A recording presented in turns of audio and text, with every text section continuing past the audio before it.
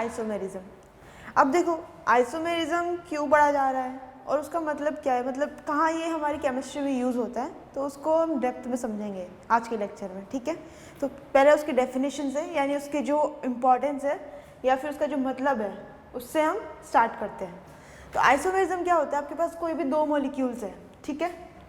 जैसे कि आप मान लो रियल लाइफ एग्जांपल ले लेते हैं, कोई भी ट्विन्स होते हैं, अलग अलग होते हैं, उनका अलग अलग बॉडी है, बट उनके जैसे दिखता वो एक जैसे ही होते हैं, दिख रहे वो एक जैसे ही होते हैं, जो ट्विन्स होते हैं वो एक जैसे दिखते हैं, बट उनकी प्रॉपर्टीज़ यानी उनकी कैरेक्टरिस्टिक या फिर उनकी पर्सनैलिटी इज़ डिफरेंट।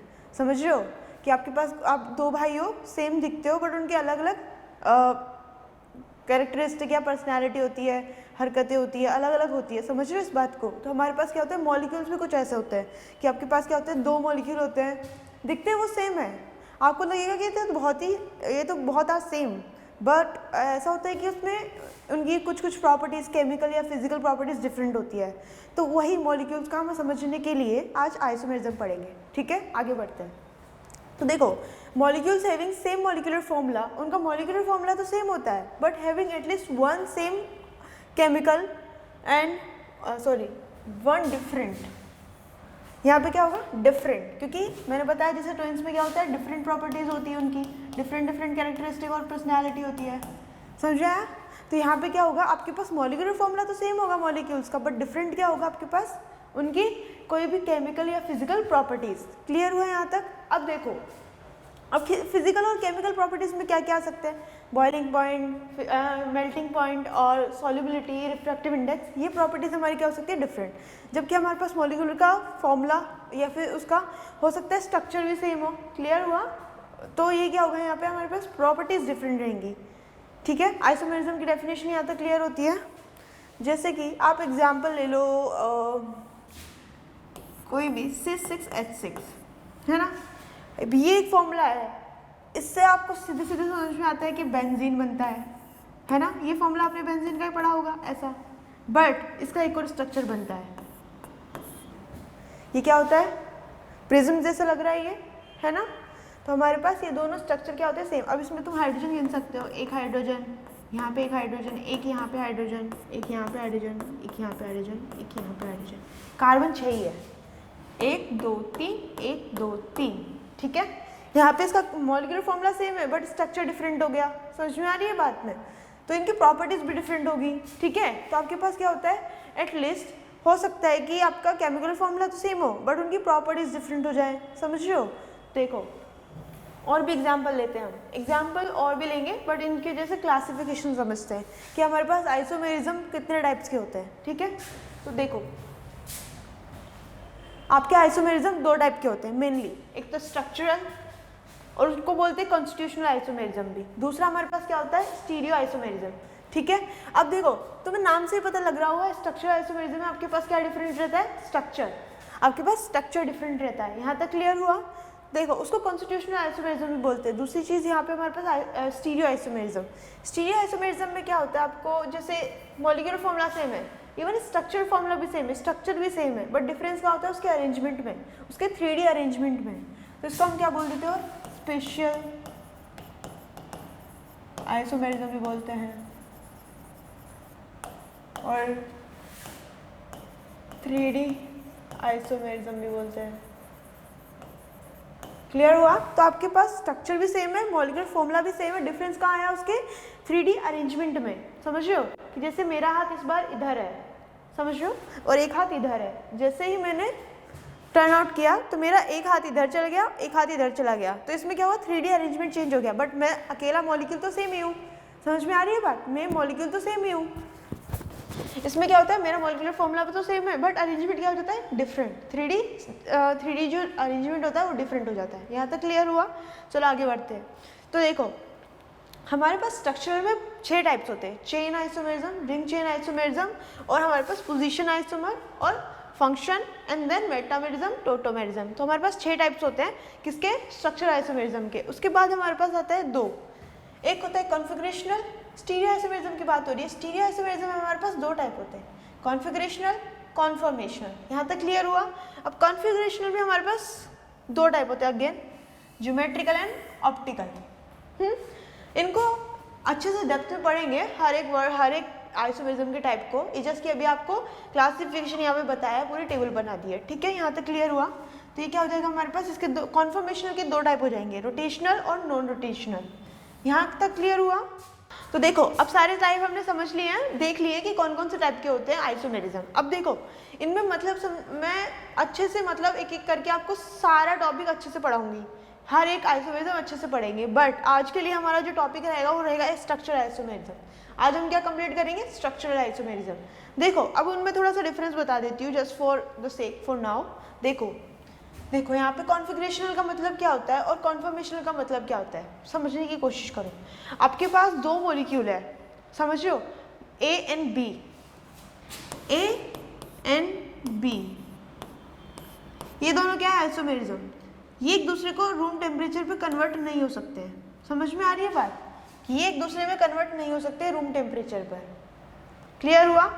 अब कॉन्फ़िगरेशन में ऐसा होता है कि आपके पास दो मॉलिक्यूल है, वो एक दूसरे के आइसोमर्स हैं और एक दूसरे में कन्वर्ट नहीं हो सकते, रोटेशन करके, बॉन्ड बेंड करके या कुछ भी करके वो एक दूसरे में कन्वर्ट नहीं हो सकते हैं। जबकि हमारे पास कॉन्फॉर्मेशनल क्या होता है, ये दो कॉन्फॉर्मर है, वो एक दूसरे में कन्वर्ट हो जाती है एट द रूम टेम्परेचर। उनको इनफ एनर्जी मिल जाती है रूम टेम्परेचर पर ही कि वो एक दूसरे में कन्वर्ट हो जाते हैं। क्लियर हुआ है यहाँ तक? चलो ठीक है, क्लासिफिकेशन समझ में आया यहाँ तक? अब देखो आगे बढ़ते हैं। तो हम पहले स्ट्रक्चरल आइसोमेरिज्म पढ़ेंगे। आज का जो टॉपिक मैंने बताया आपको स्ट्रक्चरल आइसोमेरिज्म रहेगा। स्ट्रक्चरल आइसोमेरिज्म क्या होता है, आपके पास मॉलिक्यूलर फॉर्मूला सेम है, बट डिफरेंस कहाँ जाता है उसके स्ट्रक्चर में, स्ट्रक्चर फॉर्मूला में। क्लियर हुआ? तो देखो having same molecular formula but different structural formula. Clear हुआ यहाँ तक?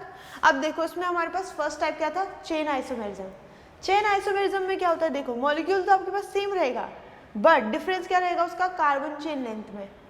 अब कार्बन चेन लेंथ क्या है, डोंट से कि तुम्हें नहीं पता है, ऑलरेडी तुम IUPAC यहाँ पे पढ़ के आए, नोमेनक्लेचर यहाँ पे पढ़ के आए हो, तो आई नो कि तुम्हें मैक्सिमम चेन लेंथ कैसे निकालना आता होगा एल्केन्स में, समझ रहे हो, या फिर बाकी सारे जो भी हमारे पास मॉलिक्यूल्स होते हैं उनमें। क्लियर हुआ इतना? तो जैसे ही हम यहाँ पे क्या निकालते, पेरेंटल चेन निकालते थे एक, है ना, पेरेंटल चेन जिसमें maximum number of carbon count होते थे एल्केन्स में, और डिपेंडिंग ऑन अदर तुम्हारे पास जो भी सिस्टम है, एल्कीन वाला सिस्टम है, तो उसमें रूल चेंज हो जाते थे, है ना। तो आपको आपको आता होगा जो कार्बन चेन लेंथ है वो निकालना। अब मैं इतना तो एक्सपेक्ट करती हूँ तुम लोगों से, तो देखो इस वाले मॉलिक्यूल में निकालने की कोशिश करते हैं कार्बन चेन लेंथ। देखो अगर तुम इस वाले मॉलिक्यूल में लोगे तो यहाँ से स्टार्ट होगा, क्योंकि हमारे पास मेन फंक्शनल ग्रुप है ना, प्राइमरी फंक्शनल ग्रुप है, यहाँ से 3 और 4, ये हमारे पास क्या हो गया, 4 कार्बन का मॉलिक्यूल हो गया है, 4 कार्बन लेंथ का मॉलिक्यूल हो गया है। हमारे पास जो पेरेंटल चेन है वो कितने कार्बन की है, 4। यहाँ तक क्लियर हुआ?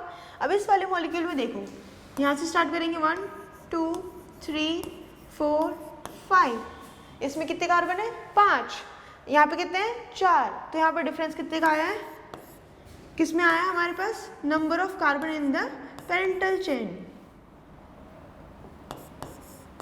क्लियर हुआ है यहाँ पर? ठीक है। अब देखो मैं तुम्हें एक बात बता देती हूँ कि जैसे कार्बन चेन लेंथ तुमने डिफरेंट निकाल ली है, ठीक है, यहाँ तक तो तुम्हें क्लियर हो चुका होगा।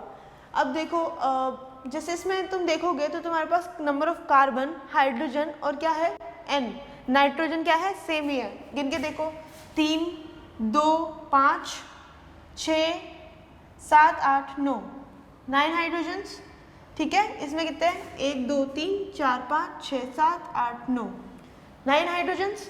कार्बन गिनो, 1 2 3 4 5, 1 2 3 4 5, नाइट्रोजन 1 1। यहाँ तक क्लियर हुआ? तो हमारे पास number of nitrogen and carbon और हाइड्रोजन सब सेम है आपके पास, यानी कि मॉलिक्यूलर फॉर्मूला सेम है। समझ रहे हो आप कि आपके पास मॉलिक्यूलर फॉर्मूला सेम है, डिफरेंस कहाँ आता है उसके कार्बन चेन लेंथ में। तो ये हमारे पास क्या हो जाएगा, चेन आइसोमेरिज्म। क्लियर हुआ यहाँ तक? अब देखो कुछ एग्जांपल्स देखते हैं हमारे चेन आइसोमेरिज्म के, ठीक है। तो देखो यहाँ पर हमारे पास कितने कार्बन, 1 2 3 4 5 कार्बन। यहाँ पे कितने कार्बन, 1 2 3 4 कार्बन। अब इधर से भी स्टार्ट कर सकते हो, एक ही बात है, तुम्हें you know it right, 1 2 3 carbon थे यहाँ पे, 3 कार्बन। क्लियर हुआ यहाँ तक? तो हमारे पास क्या हो रहा है, चेन का जो चेन है, मेन चेन है, उसके कार्बन्स में डिफरेंस आ रहा है, नंबर ऑफ कार्बन में डिफरेंस आ रहा है। यहाँ से स्टार्ट करोगे, एल्किन में क्या होता था हमारे पास, मोस्ट प्रायोरिटी किसको दी जाती थी, एल्किन को। तो यहाँ से स्टार्ट कर देंगे 1 2 3 एंड 4 कार्बन है यहाँ पे, 1 2 3 4 5। मेन चेन की बात कर रही हूँ सिर्फ, मेन चेन में हमारे पास 4 कार्बन है, इधर मेन चेन में 5 कार्बन है, टोटली गिनोगे तो पूरा मॉलिक्यूलर फॉर्मूला सेम है। क्लियर हुआ है यहाँ तक? अब इस वाले में देखो, यहाँ पे स्टार्ट करोगे तो 1 2 3 4 कार्बन, 1 2 3 4 5 कार्बन्स, यहाँ पे 1 2 3 4 5 6 कार्बन्स। तो कितना आ गया, 6 कार्बन। तो यहाँ पे क्या आ रहा है हमारे पास डिफरेंस, वापस अगेन नंबर ऑफ कार्बन का। क्लियर हुआ? मेन चेन में देखो यहाँ पे 4 कार्बन है, मेन चेन में 5 है, वहाँ पे 6 है। यहाँ तक क्लियर हुआ? एग्जाम्पल समझ में आ रहा है? आगे बढ़ो, देखो अब ये हमारे साइक्लिक सिस्टम में देख लेते हैं। जैसे ये क्या है, 6 कार्बन होंगे यहाँ पे, 1 2 3 4 5 6 है ना। यहाँ पे देखो 1 2 3 4 5, यहाँ पे कितने कार्बन है, 5। इसमें देखो 1 2 3 4 कार्बन है सिर्फ मेन चेन में, 1 2 3। अब तुम यहाँ बोलोगे मैम यहाँ तो बाहर भी 3 ही कार्बन है, अंदर भी 3 ही कार्बन है। अब तुम्हारी खुद की IUPAC की नॉलेज में जाओ, वहाँ पे हम अगर साइक्लिक और असाइक्लिक में दोनों में कार्बन बराबर आ जाते थे तो हम किसको प्रायोरिटी देते थे, साइक्लिक को। समझ में आ रही है बात? तो हमारे पास क्या हो जाएगा, ये 3 मेंबर की रिंग बन जाएगी और ये मेन चेन हो जाएगी 3 की। ठीक है, तो यहाँ पे कितने कार्बन हो जाएंगे, 3। क्लियर हुआ ये? अब आगे बढ़ते हैं। अब देखो तुमने यहाँ तक समझ लिया है कि तुम्हारे जो चेन आइसोमेरिज्म था वो तुमने समझ लिया है। नेक्स्ट हमारा जो आता है रिंग चेन आइसोमेरिज्म आता है। रिंग चेन में क्या होता है, कुछ नहीं है, बस मॉलिक्यूलर फॉर्मूला सेम रहेगा, वही अपने आइसोमेरिज्म का फंडामेंटल, कि मॉलिक्यूलर फॉर्मूला सेम रहेगा बट डिफरेंस कहाँ जाएगा, उसके अरेंजमेंट में। इन द सेंस कि यू कैन से आपके पास मॉलिक्यूलर फॉर्मूला सेम है, उसी को आप किस में रिप्रेजेंट कर रहे हो, असाइक्लिक में, और उसको किस में कर रहे हो, साइक्लिक में।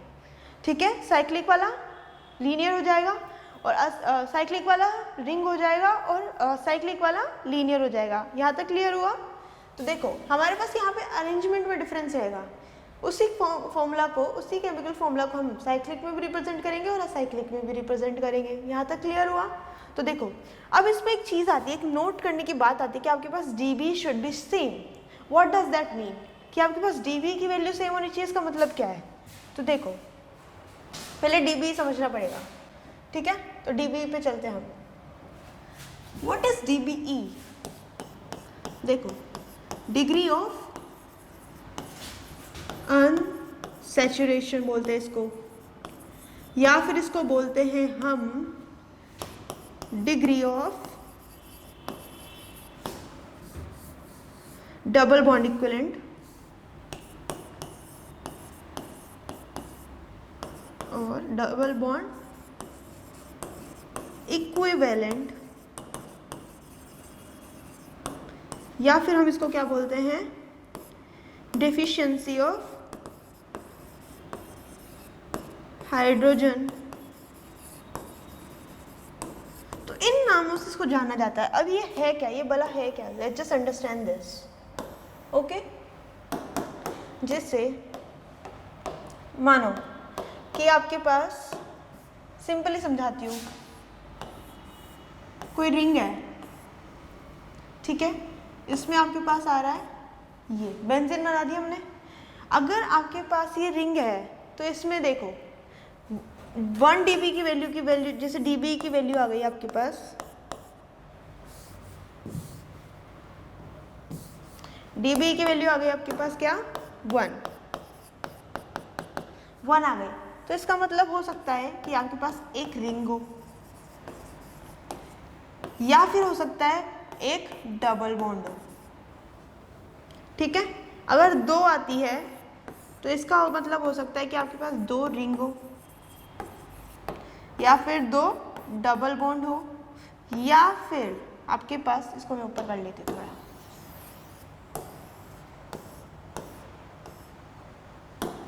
या फिर आपके पास क्या हो, एक रिंग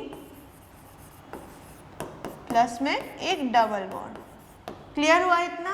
तो देखो इस वाले मॉलिक्यूल की बात करते हैं हम। आपके पास एक तो ये रिंग हो गई है ना, प्लस आपके पास डबल बॉन्ड है कितने, 3। तो इसकी DB की वैल्यू कितनी आ जाएगी, 4। क्लियर हुआ इतना? आपके पास ये वाला मॉलिक्यूल है, आपके पास रिंग कितनी है, एक तो ये वाली हो गई थर्ड मेंबर, एक ही हो गई थर्ड मेंबर, तो यहाँ पे क्या है, 2 रिंग आ रही है, तो डीबी की वैल्यू कितनी हो जाएगी, 2। क्लियर हुआ? आपके पास ये वाला मॉलिक्यूल है, यहाँ पे डीबी की वैल्यू कितनी होगी, एक तो ये पाई बॉन्ड, एक ये pi bond, 2 pi bond ring कोई है नहीं है, तो इसमें भी डीबी की वैल्यू कितनी आ जाएगी, 2। क्लियर हुआ इतना? और देखो कुछ और मॉलिक्यूल्स देखते हैं, जैसे कि हमारे पास है, और आ गया बस ये, ठीक है, यहाँ पे है 2 हाइड्रोजन, तो इसमें डीबी की वैल्यू कितनी हो जाएगी, एक तो रिंग के लिए, एक 3 डबल बॉन्ड के लिए, एक रिंग प्लस 3 डबल बॉन्ड, तो वापस से इसकी वैल्यू क्या आ जाएगी, 4। क्लियर हुआ इतना?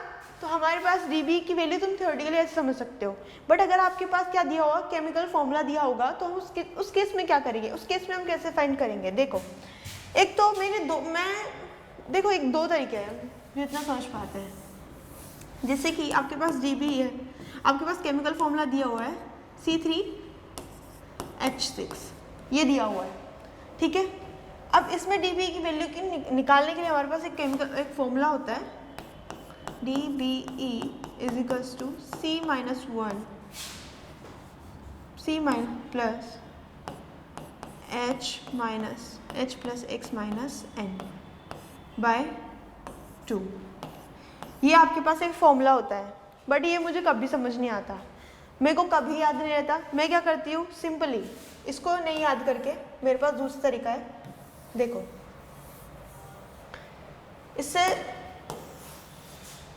इसको रखो साइड में और इसका मतलब समझो क्या होता है। आपके पास ये फॉर्मूला है, ठीक है, 3 कार्बन वाला फॉर्मूला है। एल्केन्स का जो जनरल फॉर्मूला होता है वो क्या होता है, पहले वहां पे जाओ। जनरल फॉर्मूला फॉर एल्केन्स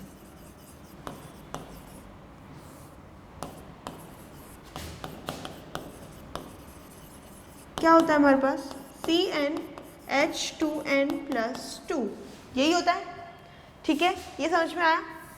अब अगर हमारे पास 3 कार्बन है तो इसका फॉर्मूला क्या होना चाहिए था, C3 है ना, H2 तो यहाँ पे इसकी वैल्यू आ जाएगी 6 + 2 8, C3H8 आनी चाहिए थी, समझ रहे हो। अब इसमें कंपैरिजन करो, एल्केन वाले फॉर्मूला में कलर चेंज नहीं हुआ, तो देखो एल्केन वाले फॉर्मूला में और इस वाले फॉर्मूला में कितना डिफरेंस है, डेल्टा H का कितना डिफरेंस है बताओ, 2 का, समझ रहे हो। तो इसको क्या कर दो, 2 से डिवाइड कर दो, हमारे पास dB की वैल्यू आ जाएगी 1। dB की वैल्यू क्या आ रही है, 1, समझ में आया। तो ये हमारे पास dB की वैल्यू आ जाएगी, यही हमारा आंसर होगा। क्लियर हुआ इतना, ये था इसका, जनरली हमें ऐसे करना चाहिए। अब ये 1 का मतलब क्या है यहाँ पे समझने की कोशिश करो। जैसे आपके पास ये था C3H6, H8 था, ओरिजिनल फॉर्मूला क्या था एल्केन का, H8, राइट। अब देखो इसमें से अगर तुम 2 हाइड्रोजन माइनस करते हो, 2 हाइड्रोजन माइनस करते हो, इसको ओपन करके लिखते हैं, CH3 CH2 and CH3, यही होगा। अगर इसमें से हम 2 हाइड्रोजन माइनस कर दें, 1 और 2, तो हमारे पास क्या बन सकता है, अगर ये वाले हाइड्रोजन माइनस करेंगे तो यहाँ पर क्या आएगा, डबल बॉन्ड बन जाएगा, है ना, ऐसा। समझ में आ रही है बात। अगर टर्मिनल वाले हाइड्रोजन माइनस करेंगे तो हमारे पास रिंग बन जाएगी। क्लियर हुआ। तो ऐसे हमारे पास डिग्री ऑफ अनसैचुरेशन आता है। तो समझ सकते हो कि आपके पास 2 हाइड्रोजन कम होंगे तब एक value of degree of unsaturation आएगा। यहाँ तक क्लियर हुआ। तो यहाँ पे तुम समझ सकते हो कि हमने जैसे ही 2 हाइड्रोजन माइनस किए तो हमारे पास ये फॉर्मूला बना और इसमें डिग्री ऑफ अनसैचुरेशन काउंट किया by comparing the alkene formula, तो हमारे पास क्या है 1 डिग्री ऑफ अनसैचुरेशन। तो ये क्या हो सकता है इसकी वैल्यू, या तो अपने पास एक तो डबल बॉन्ड हो सकता है, ये क्या हो सकती है एक रिंग। क्लियर हुआ। और हमने यहाँ पे क्या किया था, डेल्टा हाइड्रोजन बाय 2, तो डेल्टा हाइड्रोजन 2 आया था, बाय 2 किया तो हमारे पास क्या आ गया इसका आंसर 1। क्लियर हुआ। क्लियर हुआ इतना समझ में आई कि आपके पास 2 हाइड्रोजन कम होंगे, इसकी वजह से हमारे पास एक अनसैचुरेशन आता है। तो हम कितने जो भी डिफरेंस आएगा उसको 2 से डिवाइड कर देंगे, हमारे पास डिफरेंस क्या आ जाएगा, जो dB की वैल्यू है वो आ जाएगी। क्लियर हुआ इतना? तो ये हमारे पास जो बेसिक होता है हमारा dB का वो तुम्हें समझा दिया है। क्लियर हुआ? तो यहाँ पे हम आगे बढ़ते हैं और जो हमारा मेन आइसोमेरिज्म था उसको समझने की कोशिश करते हैं। जैसे हमारा क्या था, रिंग चेन आइसोमेरिज्म, है ना। अब देखो ये बोलना चाह रहा है जब भी आप रिंग चेन आइसोमेरिज्म कंपेयर करो तो आपके पास dB की वैल्यू सेम होनी चाहिए। अगर तुम समझो, अगर तुम dB की वैल्यू डिफरेंट आएगी, एक में 0 आ रही है एक में 1 आ रही है, तो वहाँ पे हाइड्रोजन की कमी हो जाएगी। 0 वाले में तो पूरे हाइड्रोजन है, 1 वाले में 2 हाइड्रोजन की कमी हुई होगी, तो ये तो मॉलिक्यूलर फॉर्मूला ही डिफरेंट हो गया है। समझ में आ रही है बात कि आपके पास 2 मॉलिक्यूलर फॉर्मूला ही डिफरेंट हो गया है। तो हम उसमें आइसोमेरिज्म कैसे फाइंड कर सकते हैं? अपना जो बेसिस है आइसोमेरिज्म का, वो क्या कहता है कि आपका मॉलिक्यूलर फॉर्मूला तो सेम ही होना चाहिए, उसके बाद में हम कंपेरिजन करेंगे उसमें आइसोमेरिज्म का। अब मॉलिक्यूलर फॉर्मूला ही डिफरेंट हो जाएगा तो हम उसमें आइसोमेरिज्म का कंपेरिजन नहीं कर सकते। क्लियर हुआ? देखो जैसे कि मैंने बताया था, एक तो ये वाला रिंग, ठीक है, और एक आ गया आपके पास ये, है ना, बट ये फॉर्मूला डिफरेंट है। यहाँ पे क्या लगा देंगे, डबल बॉन्ड, तो ये हमारे पास क्या हो जाएंगे, रिंग चेन आइसोमेरिज्म के एग्जाम्पल।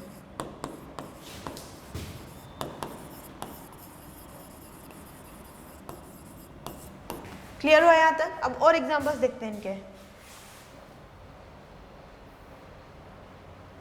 जैसे एग्जाम्पल देखो, यहाँ पे क्या है, ये तो मैंने बता दिया है। ये वाला देखो, तुम्हारे पास क्या है, 1 2 3 और 3 कार्बन है, 1 2 3 कार्बन है और डबल बॉन्ड है ना। Double bond in the sense कि विद O, तो हमारे पास एक ऑक्सीजन है। तो देखो यहाँ पे क्या हुआ है, dB की वैल्यू चेक करो, एक तो डबल बॉन्ड है, सॉरी यहाँ डबल बॉन्ड है 2, 1 और 2, यहाँ पे डबल बॉन्ड कितने हैं, dB की वैल्यू क्या हो जाएगी यहाँ पे, देखो dB की वैल्यू यहाँ पे हो जाएगी 1 + 1, ये तो है डबल बॉन्ड और ये है क्या, रिंग। क्लियर हुआ? समझ में आई ये बात? तो हमारे पास क्या है, यहाँ पे भी देखो dB की वैल्यू 1 है, तो मैंने समझा ही दिया है तुम्हें। तो ये क्या हो जाएंगे, रिंग चेन आइसोमेरिज्म हो जाएंगे। एक को रिप्रेजेंट किया है हमने लीनियरली असाइक्लिक, और एक को रिप्रेजेंट किया है साइकिल में या फिर रिंग में। क्लियर हुआ? आगे बढ़ते हैं, चलो और एग्जांपल देखो। ये आपके पास ये असाइक्लिक स्ट्रक्चर है जिसमें dB की वैल्यू आ रही है 2। यहाँ पे देखो 2 रिंग है, तो यहाँ पे भी क्या आ जाएगी dB की वैल्यू 2, ये भी क्या है 2, एक रिंग और एक डबल बॉन्ड। क्लियर हुआ? तो देखो यहाँ पे हमारे पास मॉलिक्यूलर फॉर्मूला सेम है, 1 2 3 कार्बन, 1 2 3 1 2 3 कार्बन, और नाइट्रोजन भी सेम है, हाइड्रोजन भी सेम है। और क्या हो जाएंगे ये दोनों तो रिंग चेन फॉर्मूला, लाइक ये दोनों तो क्या हो जाएंगे आपके, रिंग चेन आइसोमेरिज्म। ठीक है, ये क्या हो जाएगा हमारा, ये दोनों क्या हो जाएंगे, ये दोनों देंगे आइसोमेरिज्म जस्ट, हाँ आइसोमर्स। क्लियर हुआ? ठीक है, अब देखो यहाँ पे समझो, आपके पास एक तो असाइक्लिक फॉर्मूला है, असाइक्लिक मॉलिक्यूल है, एक दूसरा हमारे पास क्या है, दूसरा मॉलिक्यूल है जो साइक्लिक में रिप्रेजेंटेड है। तो ये दोनों भी हमारे पास क्या हो जाएंगे, रिंग चेन आइसोमर्स। और dB की वैल्यू निकाल लो यहाँ पे, 1 2 3, 3 डबल बॉन्ड है तो 3, 1 2 तो डबल बॉन्ड हो गए, एक रिंग हो गई, तो dB की वैल्यू कितनी हो जाएगी यहाँ पे 3। क्लियर हुआ इतना? आगे बढ़े, चलो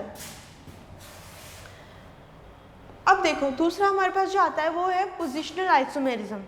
पोजिशनल आइसोमेरिज्म में क्या होता है, मॉलिक्यूल्स, आपके पास क्या होता है, मॉलिक्यूल का फॉर्मूला तो सेम होता है बट वहाँ पे डिफरेंस आ जाता है उसकी पोजीशन में।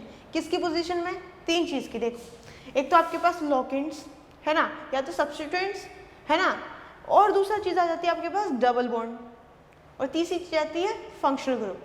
अगर आपकी ये 3 चीज़ें उनकी पोजीशन में चेंज आ रहा है तो इसका मतलब है आपके पास पोजिशनल आइसोमेरिज्म एग्जिस्ट कर रहा है इन द मॉलिक्यूल।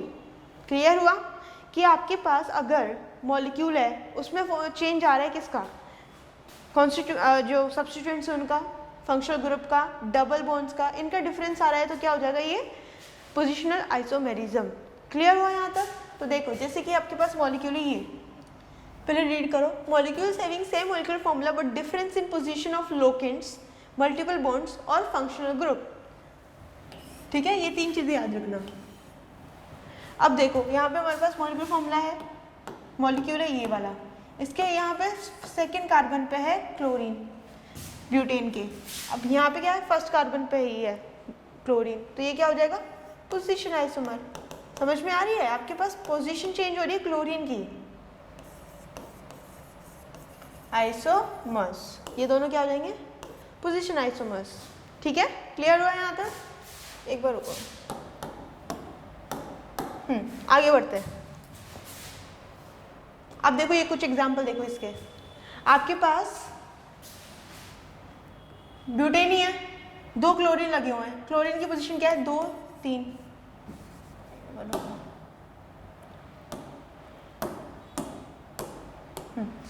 2 and 3, यहाँ पे पोजीशन क्या है 2 and 2, इधर से स्टार्ट करेंगे ना, यहाँ पे देखो 1 2 3, 1 and 3, यहाँ पे क्या है 1 and 4, 1 2 3 4। क्लियर हुआ?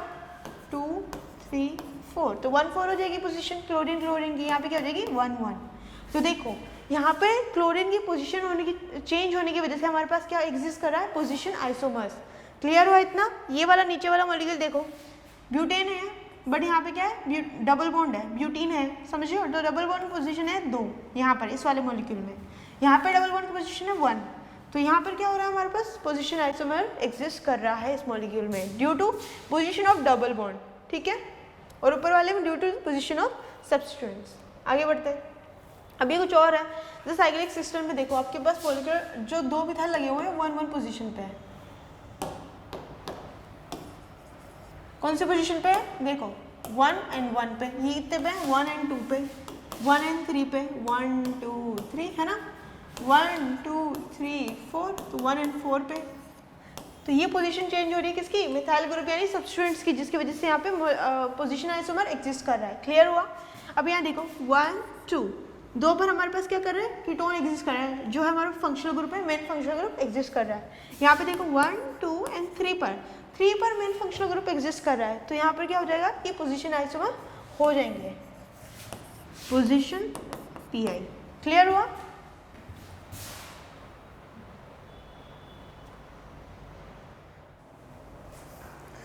चलो, तो हमने अभी तक कितने आइसोमेरिज्म कर लिए हैं, चेन कर लिया है, रिंग चेन कर लिया है, पोजीशन कर लिया है, तो अब हमारे पास जो नेक्स्ट आइसोमेरिज्म आता है वो है फंक्शनल आइसोमेरिज्म। अब फंक्शनल ग्रुप में फंक्शनल आइसोमेरिज्म में क्या होता है देखो, आपके पास मॉलिक्यूलर फॉर्मूला सेम रहता है, डिफरेंस कहाँ आता है उनके फंक्शनल ग्रुप में, है ना, 2 मॉलिक्यूल्स है, मॉलिक्यूलर फॉर्मूला सेम है, डिफरेंस कहाँ आ जाएगा जो फंक्शनल ग्रुप है उसमें चेंज हो जाएगा, एक में कीटोन एक में क्या आ जाएगा एल्डिहाइड, एक में ईथर है तो दूसरे में क्या आ जाएगा एल्कोहल। क्लियर हुआ यहाँ तक? चलो अब इसमें समझते हैं, पहले डेफिनेशन देखो, molecules having same molecular formula but difference in functional group. Clear हुआ? अभी एग्जांपल देखो, सब में DB की वैल्यू 1 है, डिफरेंस कहाँ आ रहा है यहाँ पे एल्कोहल है ना, और इसी DB की वैल्यू में एक बार CO बॉन्ड बन चुका है, तो उसमें क्या हो जाएगा कीटोन हो चुका ही है, एल्डिहाइड भी बना सकता है वैसे ही, और देखो यहाँ पे क्या है ईथर। समझ में आ रही है बात क्या कर रही हूँ मैं? देखो आपके पास सारे जो मॉलिक्यूल्स है ये वो सारे मॉलिक्यूल्स का मॉलिक्यूलर फॉर्मूला सेम है, एक ऑक्सीजन आ रहा है सब में, 4 कार्बन आ रहे हैं सब में, हाइड्रोजन बराबर है सब में, डिफरेंस कहाँ आ रहा है फंक्शनल ग्रुप में, यहाँ है एल्कोहल है, यहाँ कीटोन है, यहाँ एल्डिहाइड है, यहाँ पर क्या है ईथर है, और ये वापस से अल्कोहल प्लस जिसकी ये दोनों आइसोमेरिज्म हो जाएंगे क्योंकि पोजीशन चेंज हो रही है डबल बॉन्ड की। अब तुम बोलोगे मैम आप इसको फंक्शनल आइसोमेरिज्म क्यों बोल रहे हो, हमने तो अभी पोजीशन आइसोमेरिज्म पढ़ा है, उसमें तो यहाँ पे अगर कभी भी सब्स्टिट्यूएंट्स फंक्शनल ग्रुप या फिर डबल बॉन्ड की पोजीशन चेंज होती थी या फिर मल्टीपल बॉन्ड्स की पोजीशन चेंज होती थी तो उसको क्या बोलते थे हम पोजीशन आइसोमर्स, तो उसको भी पोजीशन आइसोमर्स बोलो, है ना, बट ऐसा नहीं होता है। देखो आइसोमेरिज्म में आपके पास एक रूल होता है that you need to follow for the structure isomerism, क्या TFMCP। इसमें क्या होता है आपके पास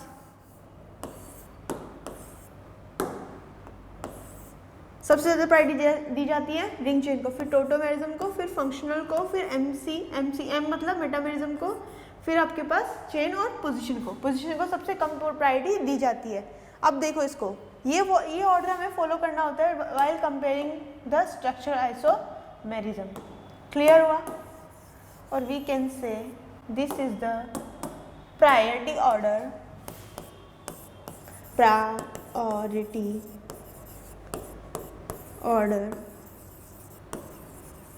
फॉर स्ट्रक्चरल आइसोमेरिज्म।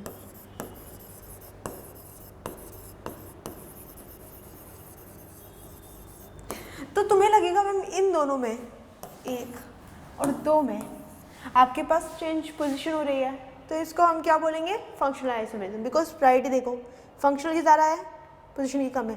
अब आपको कभी भी कोई डाउट हो कि मैम इसमें पोजीशन बोलेंगे या फिर इसको फंक्शनल बोलेंगे, तो ये प्रायोरिटी ऑर्डर याद रख लेना।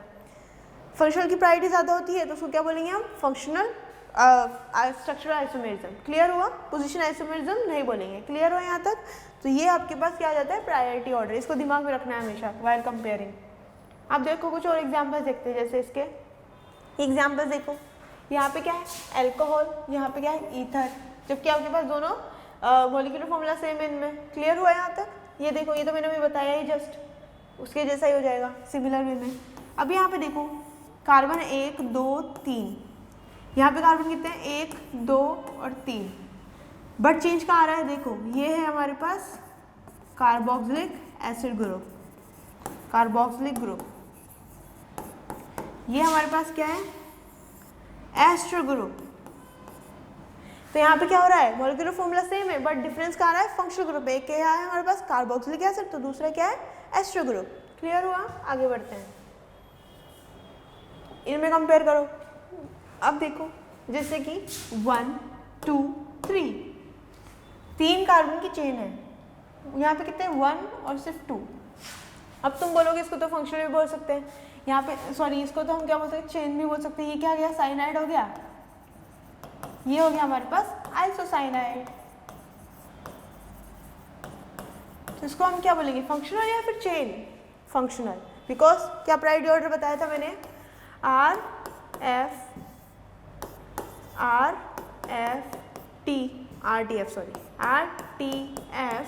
MCP।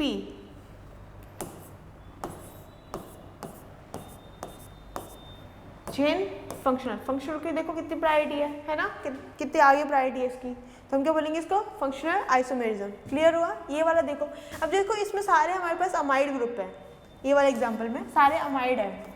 अब तुम इसमें बोलोगे मैम इसमें तो कुछ चेंज नहीं हो रहा है, इसमें तो फंक्शनल ग्रुप सेम ही है। देखो बट जो हमारे पास अमाइड होते हैं उनकी डिग्री चेंज होने पर वो भी क्या हो जाते हैं? फंक्शनल ग्रुप, फंक्शनल आइसोमेरिज्म में काउंट होते हैं। 1 डिग्री अलग होगा, 2 डिग्री अलग होगा। ये क्या है हमारे पास? 1 डिग्री।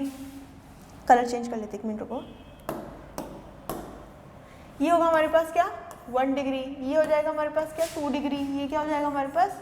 3 डिग्री।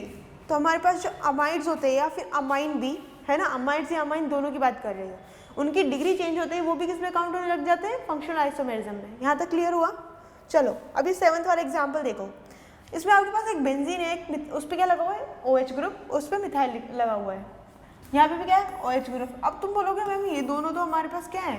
सेम ही है ना यार, ये तो क्या है? दोनों ग्रुप सेम ही है, फंक्शनल ग्रुप सेम ही है, तो इसमें क्या है हमारे पास चेंज? देखो तब भी आपके पास OH डायरेक्टली बेंजीन से जुड़ा होता है, तो हम उसको क्या बोलते हैं? फिनॉल बोलते हैं कि नहीं? और यहाँ पे ये क्या है हमारे पास? अल्कोहल। तो मैं यहाँ बताना चाह रही हूँ कि जो आपके पास फिनॉल और अल्कोहल होता है वो डिफरेंट फंक्शनल ग्रुप्स होते हैं। क्लियर हुआ?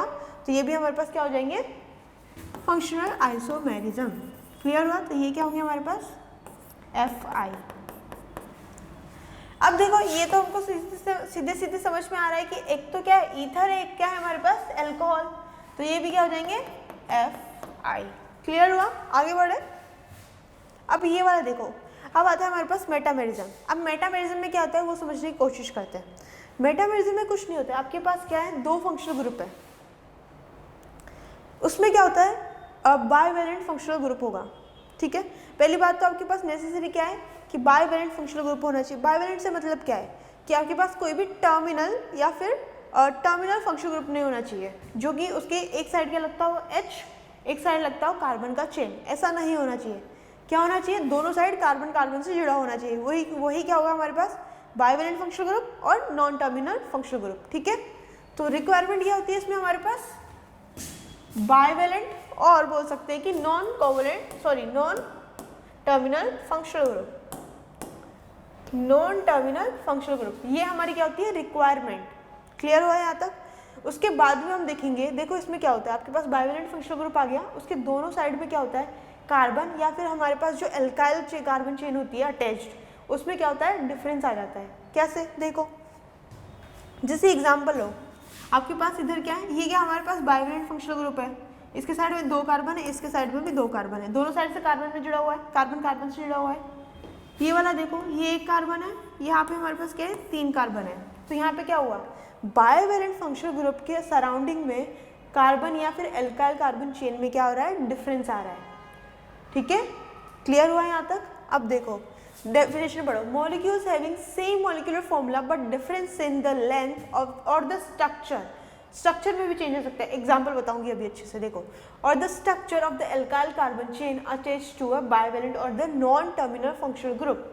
क्लियर हुआ कि आपके पास बाइवेलेंट फंक्शनल ग्रुप या नॉन टर्मिनल फंक्शनल ग्रुप के सराउंडिंग में जो भी कार्बन अटैच्ड है या अल्काइल जो ग्रुप अटैच्ड है उसका क्या होना चाहिए, डिफरेंस होना चाहिए स्ट्रक्चर में या फिर कार्बन चेन लेंथ में।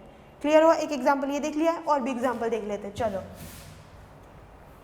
अब ये कुछ बाइवेलेंट फंक्शनल ग्रुप है या फिर नॉन टर्मिनल फंक्शनल ग्रुप है, एस्टर आ जाता है, दोनों साइड कार्बन कार्बन अटैच होते हैं। ये कीटोन आ गया, दोनों साइड कार्बन कार्बन अटैच होते हैं। थायो ईथर आ गया है ना, सॉरी थायो ईथर, हाँ, इसमें भी क्या होता है, दोनों साइड कार्बन कार्बन अटैच होंगे। सिमिलरली अमाइड भी आ जाएगा 1, 2, 3 डिग्री। क्लियर हुआ, 2 और 3 डिग्री में काउंट होगा, कि 1 डिग्री में तो H ही जुड़ा होता है ना, तो टर्मिनल हो जाएगा। यह हो जाएगा थायो एस्टर, अमाइड्स 2 और 3 डिग्री अगेन, है ना, और ये आ जाएगा ईथर, ये हो जाएगा हमारे पास एनाल्डाइड। तो यहाँ पे क्या हो सकता है, दोनों साइड में हमारे पास number of carbon in the carbon chain length of alkyl, और या फिर स्ट्रक्चर ऑफ कार्बन जो भी मॉलिक्यूल है या ग्रुप जुड़ा हुआ है उसमें स्ट्रक्चर में चेंज आ जाएगा। क्लियर हुआ यहाँ तक। अब थोड़े एग्जाम्पल देख लेते हैं इनके, जैसे कि ये वाला देखो, यहाँ पे 1 कार्बन है, यहाँ पे 3 कार्बन है ना, इधर 2 कार्बन है, ये 2 कार्बन है, इसमें देखो 2 कार्बन 2 कार्बन, यहाँ पे कितने हैं, 1 कार्बन है इसके साइड में, इधर जो ये साइड है उधर है 1 कार्बन, इधर कितने 3 कार्बन, यहाँ पे क्या है 1 carbon 3 carbon, but arrangement change है ना, अरेंजमेंट चेंज है। ये क्या है, पहले कार्बन से जुड़ा हुआ है, और ये क्या है हमारे पास बीच वाले कार्बन से जुड़ा हुआ है। क्लियर हुआ यहाँ तक। ये वाला देखो,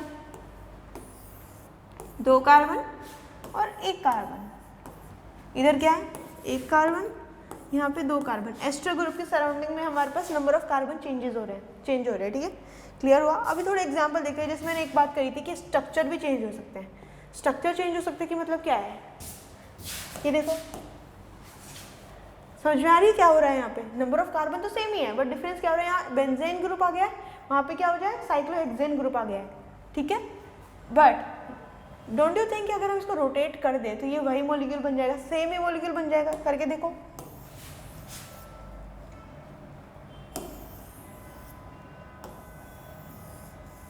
बना कि नहीं, सेम मॉलिक्यूल है कि नहीं है, बताओ, समझ में आई बात। तो ये क्या हो जाएंगे हमारे पास फंक्शनल मेटामेरिज्म नाउ के क्या हो जाएंगे, सेम मॉलिक्यूल।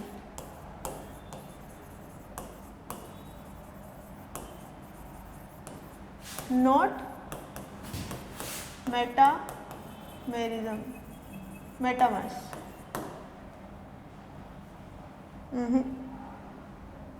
क्लियर हुआ इतना, आगे बढ़े। तो देखो अभी ये वाला देखो, यहाँ पे क्या हो रहा है, हमारे पास नंबर ऑफ कार्बन चेंज हो रहे हैं, 1 मिथाइल एक्स्ट्रा आ रहा है कि नहीं, और इधर देखो, इधर हमारे पास सिर्फ 6 ही कार्बन है।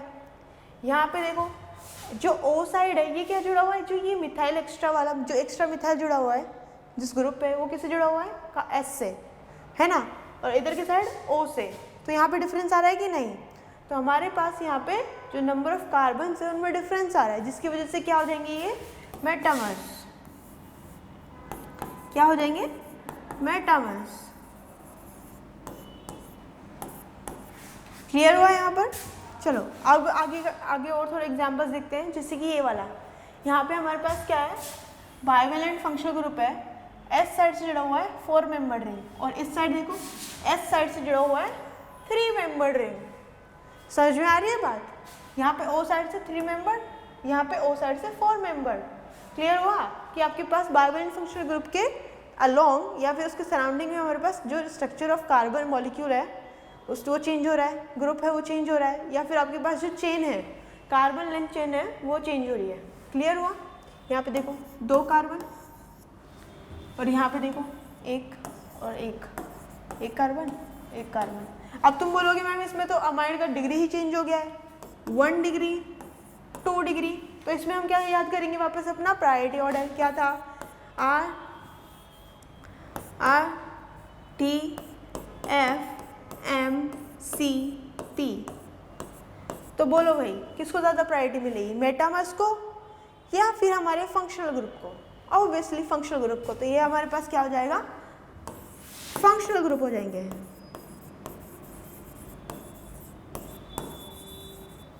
Functional isomers.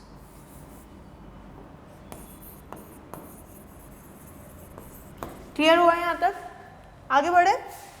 देखो अब कुछ नहीं है, कुछ क्वेश्चन हम इस पे सॉल्व करने की कोशिश करते हैं to build up the concept, कि हमने अब तक जो भी सीखा है उस पर हम क्वेश्चंस करने की कोशिश करते हैं। चलो अभी आपके पास क्या है, among the given compound show which type of the isomerism. तो इन कंपाउंड्स जो दे रखे हैं उनमें हमारे पास कौन सा आइसोमेरिज्म शो होता है, क्लियरली दिख रहा है यार आपके पास। देखो एस साइड से बेंजीन जुड़ा हुआ है, यहाँ एस साइड से हमारे पास साइक्लोहेक्सेन, ये तो हमने एग्जांपल किया ही है। तो ये क्या हो जाएगा हमारे पास, मेटामेरिज्म। क्लियर हुआ? आगे देखते हैं और कौन सा क्वेश्चन है।